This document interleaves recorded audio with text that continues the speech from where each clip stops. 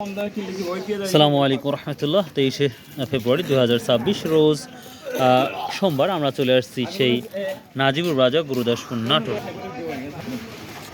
আজকের বাজারে আমরা দেখতে পাচ্ছি পেঁয়াজের বাজার হঠাৎ করেই 300-400 টাকা আগাইছে, অর্থাৎ চাষকর বাজারে যে দাম ছিল সেই তুলনায় আজকে একটু বেশি। ভাই আজকে কি কেমন নিয়ে আসছিলেন? আজকে 2 মণ। তাহলে একই কোয়ালিটি না আলাদা আলাদা? মানে কত করে বিক্রি করলেন তাহলে?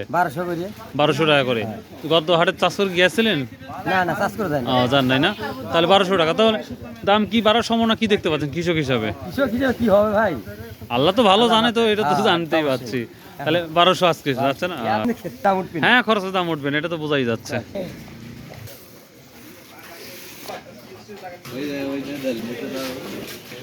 পেঁয়াজ নাই আর, ও তাই না? আর কেমন আছেন?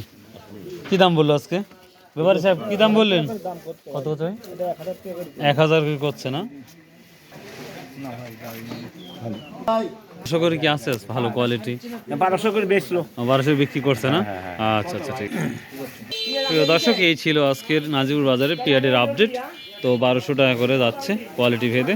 তো আশা করা যাচ্ছে এখন সব পণ্যের দামটাই বাড়বে মনে হচ্ছে যে অবস্থা।